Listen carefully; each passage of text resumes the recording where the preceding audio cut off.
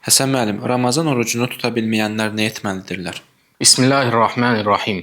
Ramazan ayının orucu İslamın 5 şərtindən biridir. Bu ayda hər bir həddi buluğa çatmış, əqli sağlamlığı yerində olan müsəlman oruç tutmalıdır. Bu ayda oruç tuta bilməyənləri iki kateqoriyaya ayırd edə bilərik. Bunlardan biri səfərdə olan, şəfası mümkün olan xəstələrdir ki, bunlar Ramazan ayının orucunu buraxıb digər günlərdə oruclarını tuta bilərlər. Həmçinin bura həyatlarına və sağlamlıqlarına təhlükə olan hamilə qadınlar və eyni zamanda süd əmizdirən analar da daxildir. Onlar da eyni şəkildə Ramazan ayında orucu buraxıb digər günlərdə oruclarını tutmalıdırlar. Bu oruca isə biz qəza deyirik. İkinci kateqoriyada olan insanlar isə yaşlı nənələr və babalardır. İslam dini qocalıqlarından dolayı Ramazanda ac qalmağa taqətləri yetmədiyindən dolayı oruc onlara çətin gəldiyinə görə oruc tutmamağı icazəli görmüşdür.